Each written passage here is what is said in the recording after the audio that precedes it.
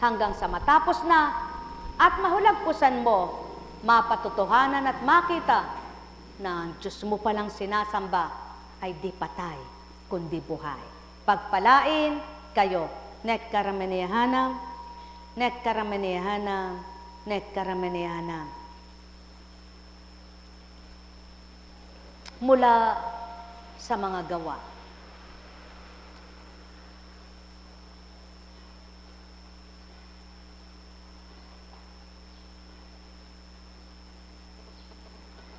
Gayunman ang kataas-taasang Diyos ay hindi maninirahan sa mga bahay na ginawa ng tao, ayon sa sinabi ng propeta. Ang langit ang aking trono, sabi ng Panginoon, at ang lupa ang tuntungan ng aking mga paa. Oh, naniwala na kayo. Ang tuntungan ay lupa at ang trono ay ang kaharian ng langit. Sa makatwid, napakalaki ng Ama, napakataas niya. Kaya, kung napakalaki man ang iyong problema, alam mong walang lalaki sa Kanya, kaya Kanyang gawaran ng masigit na mas malaking paniniwala, pagtitiwala, upang ang palagay mo'y malaki, maliit lang pala sa Kanya yan. Madali niya palang lutasin yan at madali niya yang makalaya ka. Dahil kapag kumilos siya, ang sabi nga niya, ang 1,000 taon sa lupa, isang iglap lamang sa Kanya. Kaya, ang mga binabata nyo, na palagay nyo kay tagal, kay luwat, kapag kumilos pala siya, kay dali lamang. At yan ang panaligan nyo kung tunay kayong nananampalataya. Yan ang pagtiwalaan nyo kung tunay kayong nananalig sa Ama. Sapagkat siya nga ang buhay, siya nga ang lakas. Ano ang bahay? Ano pang bahay ang itatayo ninyo para sa akin? O lugar na pagpapahingahan ko? Hindi ba't ako ang gumagawa ng lahat ng ito? Napakatigas ng ulo ninyo. Di pa nababago ang inyong kalooban. Ayaw ninyong dinggin ang katotohanan. Kung anong ginawa ng inyong mga magulang, yun din ang ginagawa ninyo. Lumalaban kayong lagi sa Espiritu Santo. Mga minamahal, sadyang pawang katotohanan. Hindi namamalayan ng tao ang paglaban sa Espiritu Santo. Ngunit, anuman ang pinag-aalinlanganan mo sa mabuting magagawa ng Ama sa buhay mo, nag-aalinlangan ka sa gagawin niyang kapangyarihan at nawawalan ka ng pag-asa. Dahil sutil kang lumalaban, sino siya at nasaan siya, paano mangyayari ito? Subalit, magalak, magpuri, at magbunyi ang mga patuloy na nabubuhay ay pag-asa, ligaya at saya, sapagkat hindi kayang buhayin ang salapi ito, hindi kayang ibigay ng bagay ito, subalit ang Espiritu Santo, mabubuhay ito sa bawat isang kumikilala sa Ama. Pagpalain kayo, mahirap ngang tanggapin, napakahirap ngang unawain, ngunit maliwanag ang tinukoy, maliwanag din ang tinuran. Ang bawat araw, may pakinabang ang tao sa mga pinagdaraanan nila. Ngunit, kalinsabay at kaakibat ng pagdaranas ng kung ano-ano, nandyan ang Ama para tumubos, lumutas at magbigay ginhawa. Pagpalain kayo. Buhay ba ang Diyos? Nang panahon ni Moises, kaya nga napakahalaga ng pag-aaral sa Biblia kung totoo lang ang pagtuturo eh. Dapat matuto rin po kayong hindi lang kayo tagapakinig, kundi mag-aaral kayo na dapat ay natututo. Kapag binaybay mong literal ang mga salita sa Biblia, hindi mo maunawaan. Kasi literal mong binabasa. At habang nagluluwat, sabi nga ng Ama, ng pamamagitan ng kanyang Espiritu, ang salita ko'y bumabalong sa lupa hambing sa balon na malalim na umaapaw at napapaapaw sa ibabaw upang ang sino mang gustong sumalok ay makasalok na mainam. Mga minamahal, hindi matitigang at di katitigangan ng salita ang Panginoon. At sa pamamagitan ng kanyang Espiritu matututo ang tao. Tulad ng manang ipinakain ng Ama sa mga Israelita na nagmula sa langit. Ang manang banal na salita na kahit kailan makapagmamana pa rin hanggang kaapu-apuan ni Abraham. Hindi katulad ng manang kinain nila na pagkatapos nilang kinain na busog ba sila? Oo. Ngunit nagutom din. Hindi katulad ng mana na dahil sa pagkain na binigay ng Ama, mga nga nabulok ang mga naging malabis ang kinuha.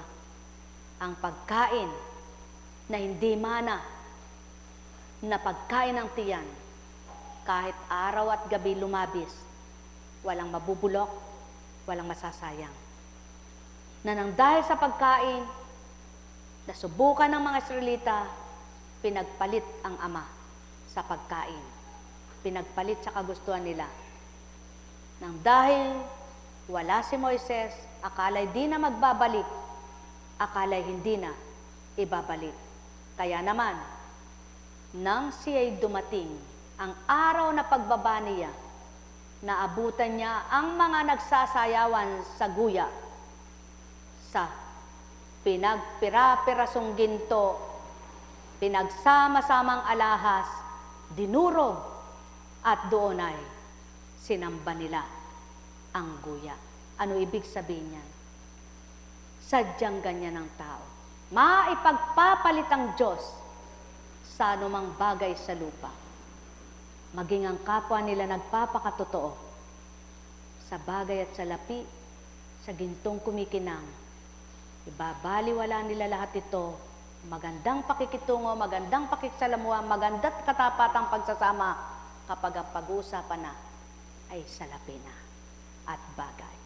Mga minamahal, mapapalad ang di nasubukan, ang di nasusubukan, hanggang makamtan ang paglayat kalayaan.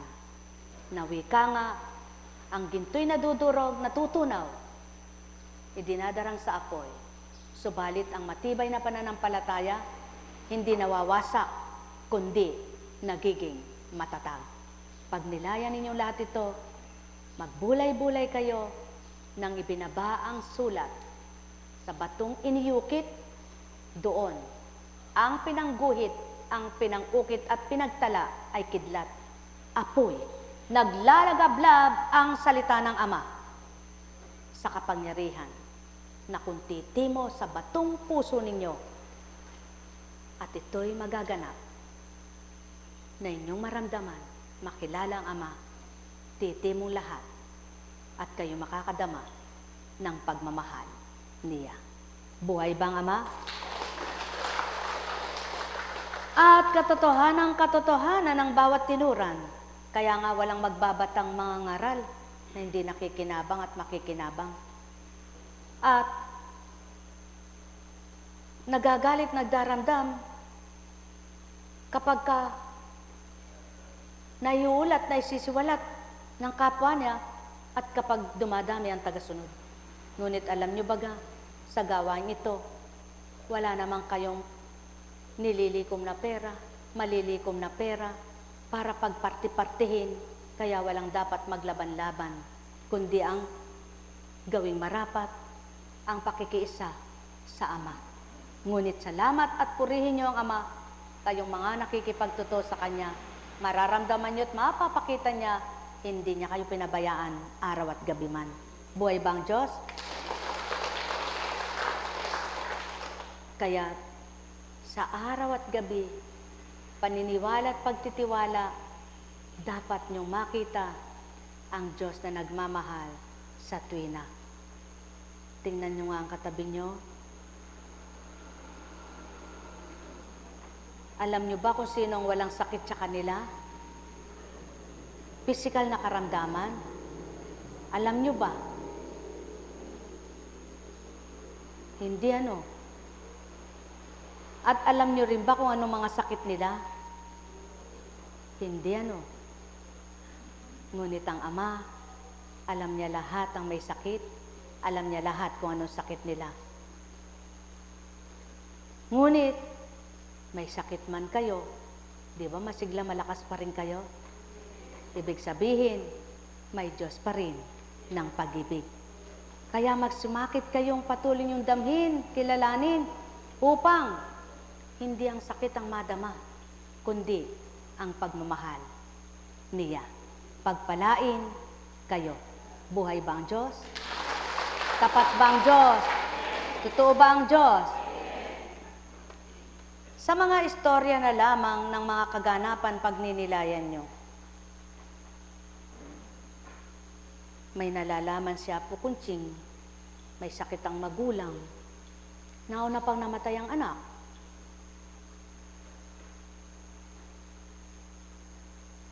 Nakaitagal nang may sakit ng magulang, noon pa man, na hindi niya inaasahan ngayon, anak niya pala'y siyang mauna pang mamamatay. Ganun lang ang buhay, mga minamahal. Kaya, ang bawat araw, lagi niyong tatandaan, ang Ama ang may takda ng buhay. Kaya, humiling ng humiling, dumaing ng dumaing, manalangin ng manalangin sa Kanya na Panginoon, Ikaw ang manguna, Ikaw ang maghari. Ang bawat araw namin, gawin mong marapat na kami makakilala at makadama. Huwag manaig ang aming sarili, kundi ang sarili naming kalooban, Ikaw ang manguna at maghari at madama. Sa gayon, ang bukas namin at araw-araw, hindi namin katatakutan, kundi araw-araw nananalig umaasa kami na may gagawin kang maganda at mabuti. Sapagkat Ikaw ang Diyos ng kataas-taasan, ang Diyos noon, ngayon at kailanman, ang Alpha at Omega, ang mula at sa simula pa, na walang katapusan. Kaya't sa iyo nilalagak, pinagkakatiwala ang lahat. Sapagkat kapag Ikaw ang nangasiwa sa aming buhay, hanggang sa aming mga minamahal, tuwirang makikiisa kami sa iyo, at kapag nakiisa kami sa iyo, maunawaan namin ang mga layunin mo. O Ama, pangunahan kami't pagarian sa pamamagitan ng iyong Espiritu sa pangalang Heso Kristo. Net karamanihanam, net karamanihanam, net karamanihanam. Buhay ba ang Diyos? Tapat ba ang Diyos? Totoo ba ang Diyos? Yan ang Diyos na gumagawa. Kanina'y pagkainit-init ng panahon. Ngayon, kay sarap, makulimlim at may hangin. Oh, yan ang Diyos na nagpapaginhawa ng pakiramdam, na nagbibigay ng kaginhawahan sa katawan. Kaya't panaligan Diyos siya upang ang ginhawang inyong iniisip ay makamit nyo. Ang ginhawang inyong hinihiling ay makamit nyo. Ang ginhawang layunin ninyong kamtin ay makamit nyo, sapagkat ang ginhawang ito siyang daan para sa buhay na masaya. Pagpalain kayo. Buhay ba ang Diyos? Tapat ba ang Diyos? Totoo ba ang Diyos? Lagi niyong tatandaan, sang araw nga may tinanong si Apo Kunching, may tatanong ako sa iyo bilang tao, bilang kapatid mo, bilang nagpapahalaga sa iyo. Kang maya sa akin. Hindi niyo po siya kilala.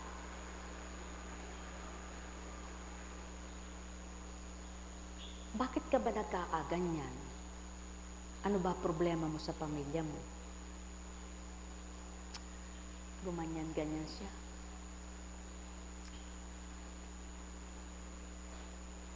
Ako po may problema.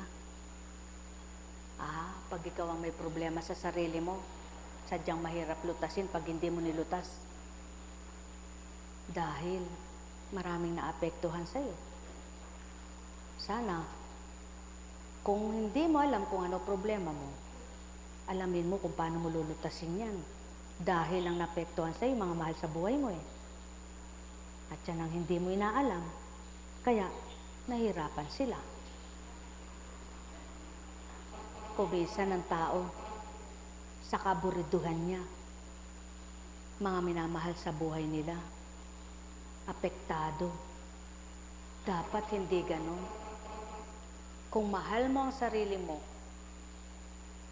para mahango ka, para makaangat ka, makasadyad ka, at di mo alam kung anong gagawin mo at wala kang alam, lumapit ka sa Diyos. Sigurado siya, alam niya kung anong gagawin niya sa'yo. Sigurado alam niya kung anong dapat sa'yo. At kapag nilapitan mo siya, maunawaan mo na kung anong gusto mo. Dahil may taong hindi niya alam kung anong gusto niya. Hindi niya mapili kung anong tama sa buhay niya. Samantalang kay dali namang mamili kung anong tamang dapat gawin. Kaya, yan ang patuto kapag mapuro lang isip mo, saradong isip mo, ikaw mismo nagigulo sa buhay mo. Ikaw mismo nalilituhan ka. Kaya, kung lumalapit sa Diyos ang tao, hindi malilito, hindi nagugulumianan, alam niya ang gagawin niya, alam niya na upang mahalin ka, magmahal ka rin. Upang unawain ka, umunawa ka rin. Huwag puro sarili mo lang. Sapagkat kung sarili mo lang ang uunawa sa sarili mo at kapwa mo'y ayaw ka, mahihirapan ka sadya. Kaya dapat, kung di mo maintindihan ang gusto mo, may makakaintindi sa'yo. Kung wala kang alam sa gagawin mo, lapitan mo siya. Alam niya gagawin sa'yo. Buhay ba ang Diyos? Yan lang ang kulang sa tao. Hindi niya pala alam kung anong gagawin niya. Hindi niya pala alam kung anong gusto niya.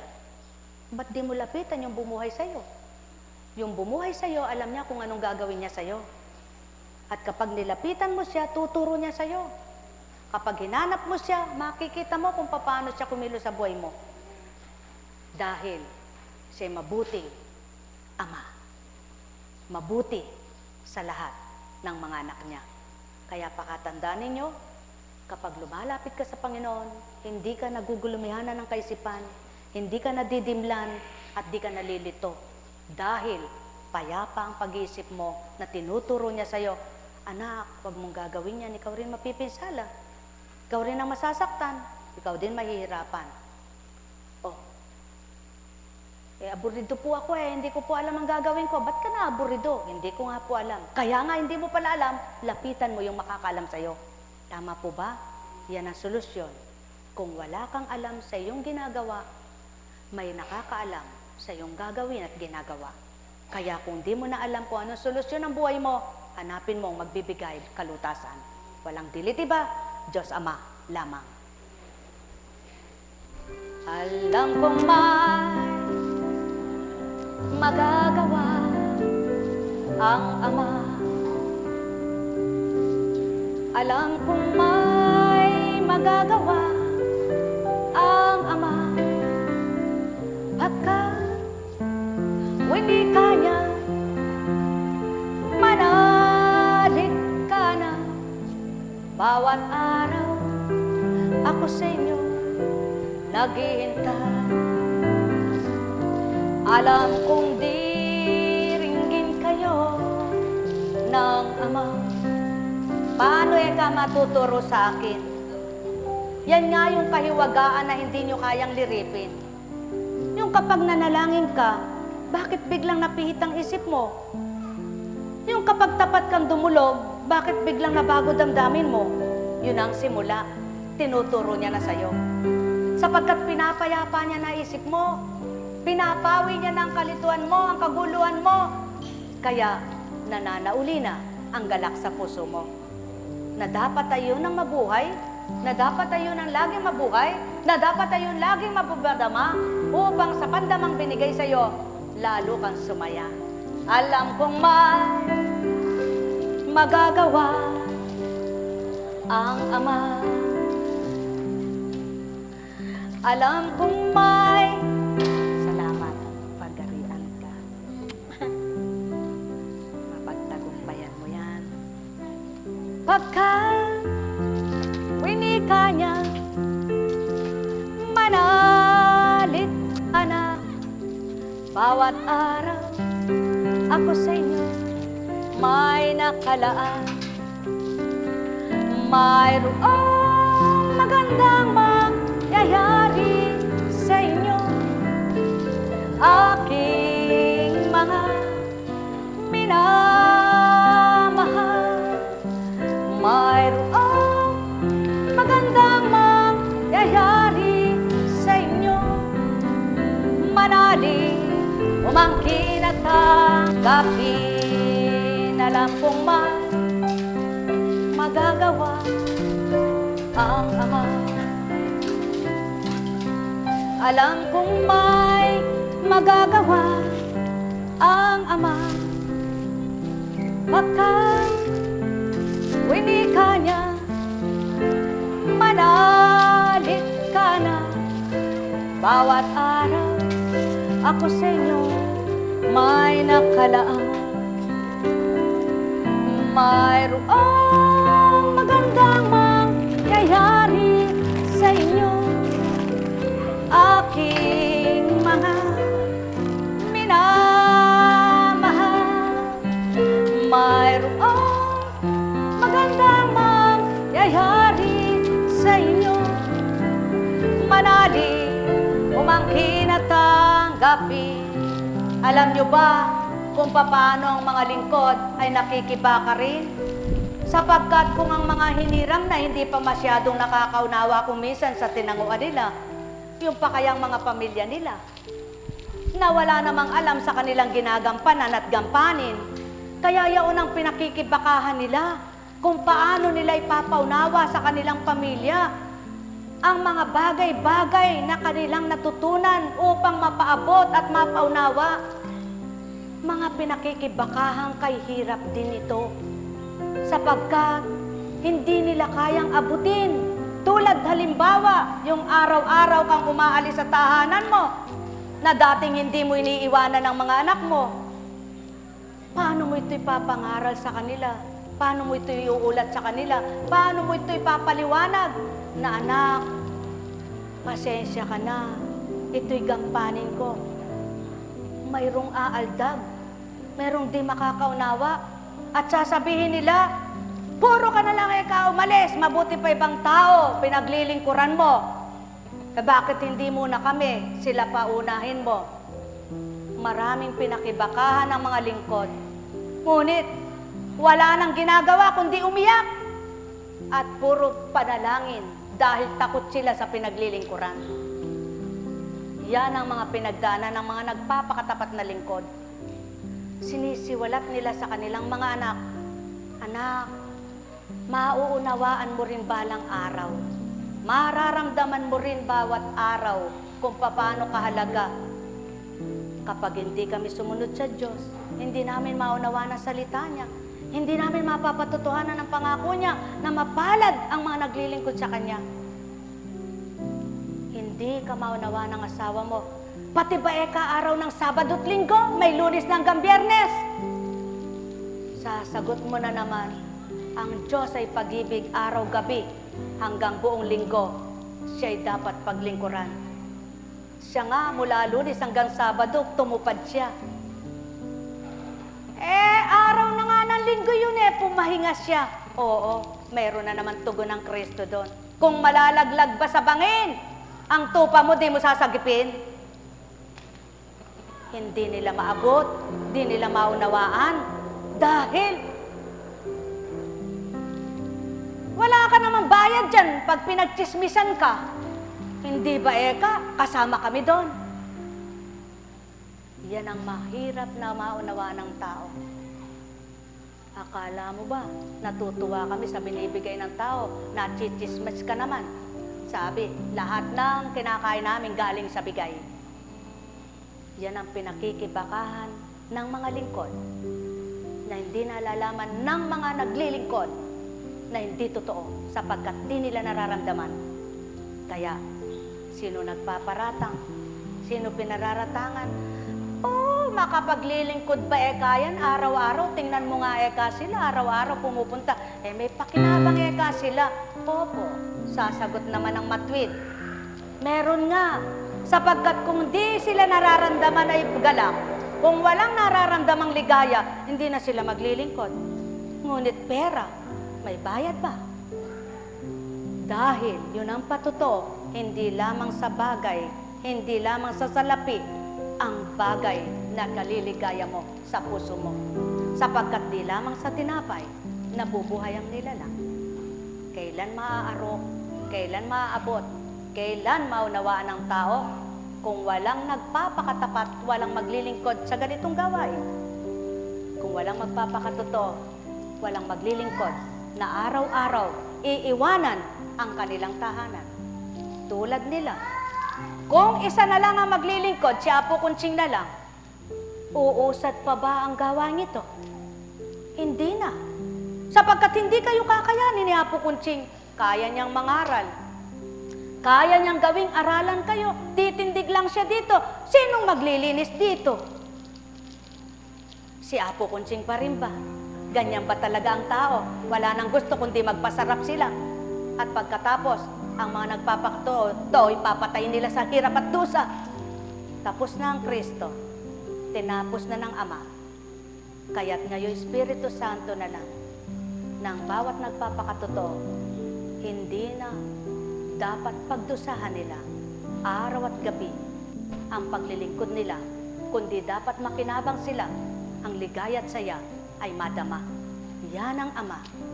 Ganyan ang Ama. Kaya't ang mga naglilingkod sa Kanya, puso nila'y nagagalak, damdamin nila'y umaapaw ang kaligayahan, kaya't nahihirapan man sa pananaw ng taong kanilang katawan, sila'y di nakakadama ng hirap. Kaya nakapaglilingkod sila, papakilala sila sa Ama. Magnilay kayo ngayon, magtanto kayo ngayon, o mga minamahal ko. Para ekang mga walang problema ang mga lingkod na yan. Tingnan mo nga kasasaya nila. Yan ang di ninyo alam.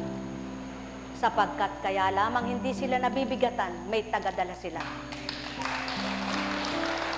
Kaya lamang hindi sila nahihirapan ng nagbibigay ng ginhawa nila ay may Diyos sila. Ikaw, kayo, paano nyo napapakilalang may Diyos kayo? Nabibigatan ba kayo? Hindi nyo siya kasama. Nahihirapan ba kayo? Wala siya sa inyo. Upang mapatotohanan nasa inyo siya, magaan ang kalooban nyo. Ang may pandinig ay nakarinig. Alam kong may magagawa. Paano hindi gagaan ang kalooban mo? Ikaw ang namemerisyo. O sige tudluin mo sinong pinerhisyo. Sagot naman ng mga naglilingkod na patuloy ang paratang ng tao. Sino sabihin mo nga kung sinong pinahirapan ni Pedro, ni Juan, ni Pedro. Naglilingkod ba yung totoo? Araw-araw ba'y narito? Yung araw-araw na naririto, hindi gumagamit ng kapwa-tao. Hindi nila sinasabing, pautangin mo nga ako, tapos tatalikuran ka at iwanan ka. Hindi, sapagkat ang utang ay hinaharap hanggang mabayaran, di mo lilimutin yan.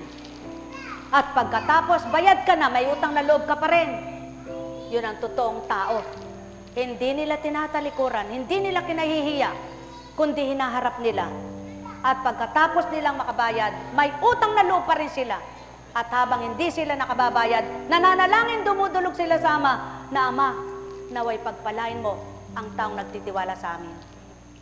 Nawa Ama, ipagkaloob mo na umapaw ang galak at ligaya. Nawa Ama, isang araw, hindi na kami mangungutang. Dahil kami nagpapakatotoo. Hindi pa rin mapaniwalaan ng tao katapatan nila, sapagkat walang alam ang tao kundi suriin ang sarili lamang ng kapwa nila. Ngayon, magsuri kayo. Hindi ba totoo nga sa Biblia? Nagaganap sa lupa? Nagaganap sa mundo? Na kung di magpapakatotoo ang mga hinirang, nasaan kayo ngayon? Mayroon ba dito ngayon? Mayroon bang maglilingkod ngayon? Kaya ibig sabihin, kayo'y nakinabang, sila'y nakikinabang, pakinabang ay nag-uumapaw sa kanilang kalooban. Kaya nga, yung mga lingkod na hindi nakatiis, nakabata, sapagkat hindi sila maaaring maglingkod araw-araw. Nasaan nga ba? Ano nga bang katwiran? Di ba't ang salita Pwede ka namang maglingkod kahit hindi araw-araw. Kung hindi araw-araw ang gawain ito, bukas sara, paano na? Pwedeng gawin yon, pwedeng ipagawa kaya po kunsing yon. Ngunit, paano at gaano katotoo? Ito'y totoong gawain. Kung araw sarado, bukas ay hindi, mamaya ay bubukas, bukas ay uli hindi, 3 araw sasarado, 2 araw bubuksan. Anong gawain meron ito? Kaya yan ang patutot paliwanag sa inyo, araw-araw binigay.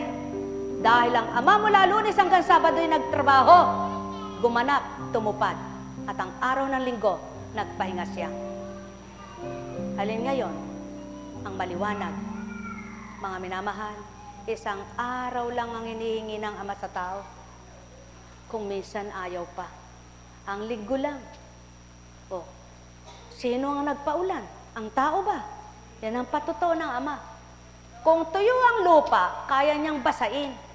Bakit hindi kayo magpabasa sa Kanya sa damdamin nang umapawang sa inyo'y sumingaw ay di alimuong, kundi galak at pagmamahal? Kapag siyang kumilos, madali lang pamaraanan.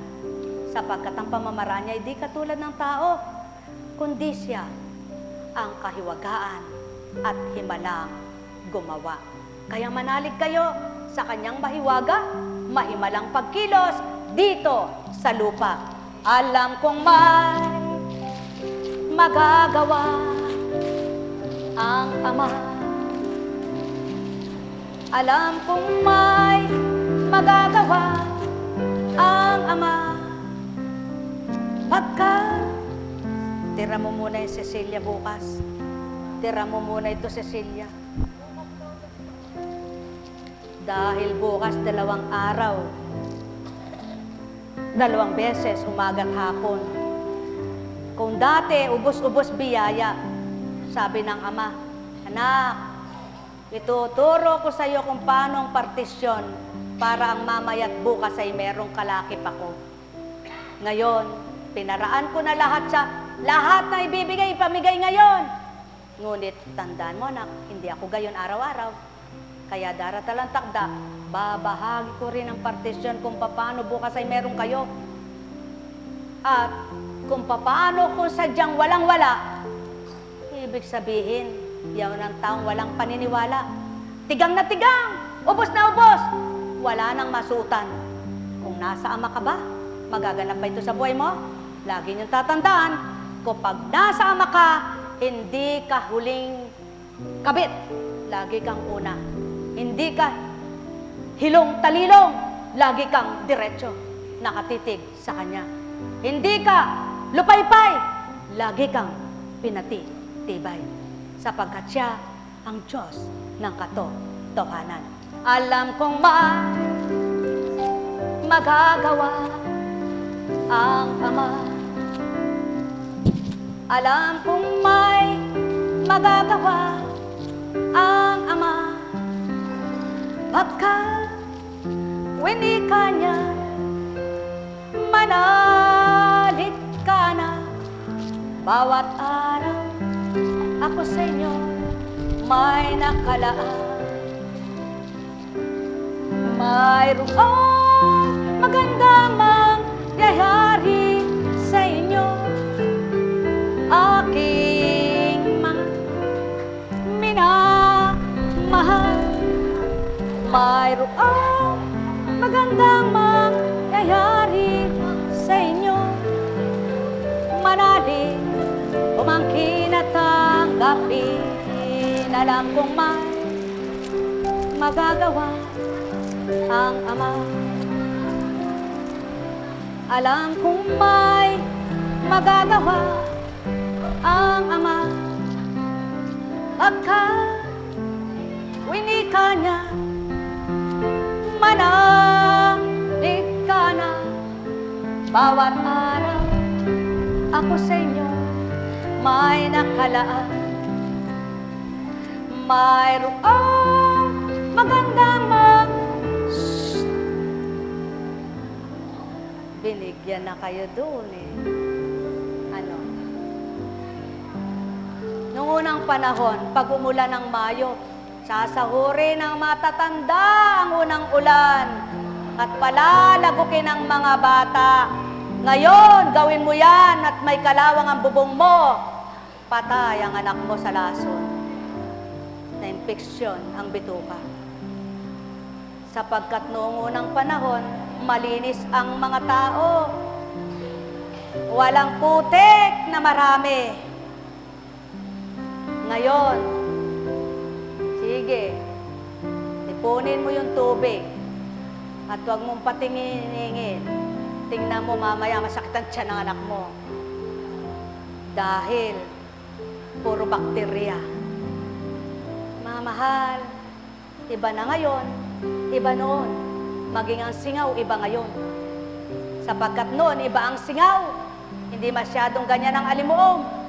Ngayon, sige, may alimuom na, may amoy labak pa. Alam kong magagawa, yan ang patotoo. Sa kakapagawa, bomba ng bomba, lalim ng lalim, gawa ng pusali, gawa ng pagtatapunan ng dumi. Wala ka nang makita ngayong malinis na tubig. Sapagkat palakihan ng bahay, paramihan ng inidoro ng tangke. Ngunit, paano naman ang tumatapong tae? Mga mahal, kung naunawaan lang ng tao, tuwang-tuwa sila kapag mapakaraming mga pinagagawa. Ngunit, di nila naalala ang kapinsala ng kapwa-tao. Nasaan ba? Saan ba pumupunta ang mga chemicals na yan? Saan ba mga mahal? Kaya kung tunay niyong mahal ang Ama, alalahanin niyo ang kapwa niyo tao, hindi lamang ang sarili niyo. Sapagkat habang naisip niyo kapwa niyo tao, maligayang puso niyo, masaya kayo. Kaya bawat araw niyo, magpapahalaga kayo, hindi lang sa sarili niyo, sapagkat alam niyo, kung kilala niyo siya, may pandama kayo para sa kapwa-tao. Pagharian kayo. Yan ang pawang katotohanan, mga minamahal. Sapagkat bawat araw at gabi, marami ang grasya, marami ang nadidisgrasya sa maling gawa, sa maling paggawa. Pagpalain kayo. Matwid ang hatol ng Ama. Totoo ang salita niya. Tama ang halay niya. Mabuti gawa nito. Ilan kaya ang magpapahalaga at gugusto na totoo, hindi dahil ginawa yon, may gusto pala sa kapwa-tao. Pagpalain kayo. Nek karamaniyahanam, nek karamaniyahanam, nek karamaniyahanam. Buhay ba ang Diyos? Tapat po ba ang Diyos? Totoo po ba ang Diyos? Ay, purihin ang Ama. Dakilang walang kapantay. Salamat po sa mga Kaps. Ay, Kaps. Naku, Kaps. Salamat at dumating ka. Kasalanan ko yung patawad. Pero, hindi siguro mabibilang na kasalanan at kamalian. Ano? Kasi, yan po yung bilang tao, gusto ko mapagbigyan siya. Pinuntahan ako isang araw, nagbigay ng invitation. Sabi ko pa, ay sige kapatid, bago magawain, sisigit muna ako, maaga naman pala. Hindi ko naisip, santo-santo pala yon. At hindi ko nalaman, may gagampanan pala ako ng maaga. Yun ang dahilan kung bakit wala ako sa karawan mo. Ngunit tumango po ako, ngunit nangako ako, pero hindi ko naman malabis na pinangakong darating ako, kundi sinabi ko kung ano kalooban ng Ama. Yan pumisan ako Kaya paumanhinan niyo po, ano? At yung pinabibigay niya din dun sa pinabibigyan, di ko rin naibigay. Patawad po, patawad kapatid. Nang makita ko, naku kako, nandito pala kako yung pinabibigay. Sadya rin di makakapunta. Dahil may obligasyon din, magpapaprosesyon din siya. Kaya, yun po, ano? Kapag tayo nabigo ang kapwa natin, may ginampanan naman tayong mahalaga, hindi po natin sila binigo. Hindi po natin sila pinahiya. Kundi, sana po, maunawa ng tao, hindi tayo bumibigo at hindi tayo nang bibigo, lamang ang kulang sa atin, partisyon para makatungo. Buhay po ba ang Diyos? Kaya sabi ko nga po sa mga nasa ibang bansa, hindi na nga po ako natatawagan ngayon. Dahil, dati po kasi, pasensya na kayo, alam nyo kung sino kayo. Dati po kasi, kahit naabutin ako ng alas 12 ng gabi, pwede. Dahil, wala naman pong misyon eh. Kahit gumising ka ng maaga, noong pong panahon wala pa tayong tungo dito, tungo doon, at wala pang Facebook na inaabot ng ganong oras at gigising ng ganong oras, vigil po ako kahit abutin ng umaga, no? Noong panahon na yon. Pinagnilayan ko lang po. Umusad ang panahon, naranasan po namin ang walang tulugan. Nakakaranas po kami ng di natutulog magdamag noong panahon na yon. Nagbibigil kami. Pagkatapos ng iba, kami namang mga alagad na naririto, nagbibigil. Pero ba't di po kami nahilo? Kahit minsan. Di namin dinanas ang mahilo. Wala nga kaming tulog. Tutupad na naman kami. Dahil noon po, alas 9 ang gawain, di ba? Opo. Kaya nga yung pinagnilay ako ng Diyos. Sabi niya, sa tulog ba anak ang kalusugan? Hindi po. Totoo po pala. At sabi nga po, magpahinga. Opo, magpapahinga ka, no? Hindi ka lalakbay, hindi ka maglalakbay, hindi ka alis. Kapag nasa bahay ka naman at ang inisip mo'y problema, paro ka nagpahinga. Lalo ka ng lambot. Dahil kapag nakapahinga ka sa espiritu at pagkatao ka, nako kung ano-ano pumapasok sa isip mo. Subalit, subukan po ninyo, paggamit kayo sa Panginoon, sa espiritu niya, ang mga salita niyang nasa isip nyo, nakakalimot kayo sa lahat ng mga dinadala ninyo. Dahil ang nasa isip nyo, ang Diyos na tagapagpaligaya ninyo. Totoo po yan. Kaya kung mararamdaman nyo lang, sa totoo lang, sabi ko nga, kung pwede lang araw-gabi, huwag ka nang tumigil magsalita ng salitang banal. Tama ba? Yan ang mga nararamdaman ng mga ginagamit sa salitang banal. Yung totoong salita, hindi kathang isip, hindi haka-haka. Yung binaluktot mo yung salita ng Ama, hinanap mo lang yung para sa'yo, para makampihan ka. Binasa mo yung ayon sa iyong katawan, yung ayon sa iyong gawa. Pero yung ayon sa Diyos, ayaw mong basahin. Kaya namimili ng binabasa. Pag binaybay mo mula unang tipan hanggang bagong tipan, at napatotohanan mo lahat ng salita doon, makikita po ninyo lahat ng ginamit na hirapan. Pinahirapan ng tao dahil sa paratang, bintang, pangungutya, paghamak, pagtawa. Pero sila, nahihirapan man, dumadaing man, nasasabi nila sa Ama, sa Panginoon, bakit? Tinalaga mo ba ako dito para saktan ng tao? Anak, lumaban ka. Kaya, kapag narinig mo na yaon, anong sinasabi mo na sa Kanya, Panginoon, hindi namin kaya ito, ngunit ikaw, kundi sa iyo di kami maglilingkod, kaya't alam namin, kaya namin. Nakaya ba? Kaya kaya. Buhay ba ang Diyos? At sa katotohanan, pag mayroong di gumagaling, nakakalungkot. Pinaninikluhod mo, nagmamakaawa ka, Diyos ko, pagalingin mo naman po siya, kawawa naman. Minsan, tinutugon ng Espiritu, anak, ikaw awang-awa sa kanila, sila naman dinaawa sa sarili nila. Eh bakit po? Eh kaya lang ka nananalangin pag naririto lang yan. Pag nasa kanila, nagmumura yan. Mali po ba? Sinungaling po ba ang Diyos? Pag pinaniniklod mo, Panginoon, malutas po sana problema nila. Sana naman po magkaroon na po ng kalunasan. Anak, ikaw pinaniniklod mo. Alam mo bang pag wala na sila dito, nakikipagpaliksahan sa kapwa nila. Bili ng ganon, bili ng ganon. Alam niyo po, kung mahirap ka, tiisin mo muna yun. Kung wala ka, tiisin mo muna yun.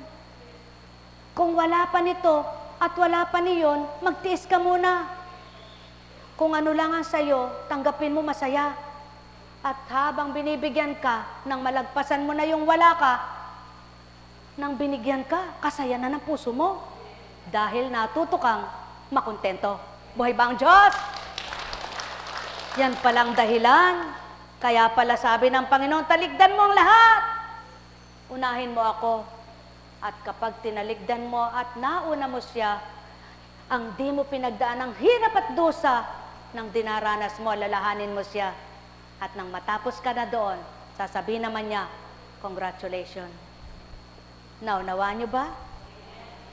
Kaya, yung magkakaisa naman, nagdadamayan, nagtutulungan, dahil magkaisa sila ng layunin, ng damdamin. Kaya, hindi sila nag-aaway, kasi hindi sila nagpapaliksahan ng galing. Dahil alam nila, wala silang galing. Kundi ang nasa kanila, pahiram lamang. Buhay ba ang Diyos? At di sila nag-iinggitan, sapagkat iisa lang ang damdamin nila. Dahil kapag nakita niya yung kapwa niya, kaganda ng kanyang sinabi, napakabuti ng kanyang sinabi, namnam na namnam niya yon. Dahil nananamnam niya yung magagandang aral.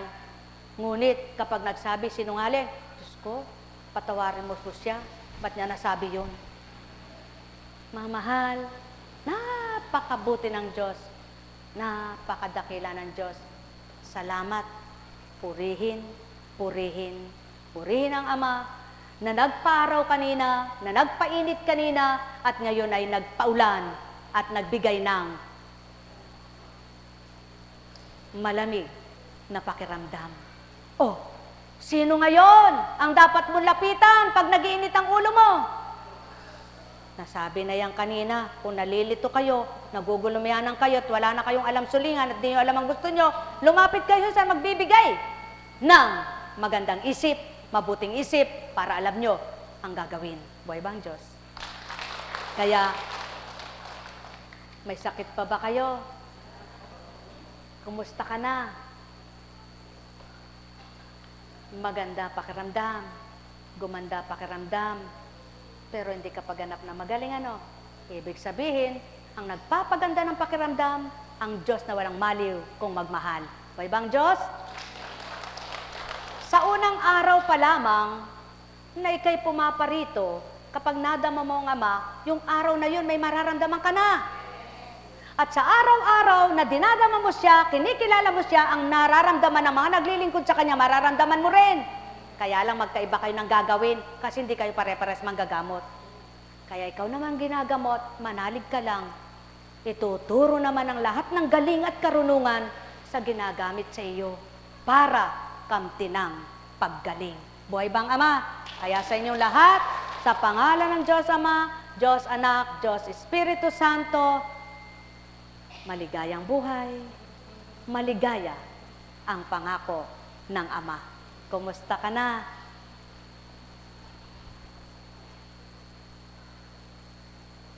Yan, pinapawisan. Inom ng tubig, ha?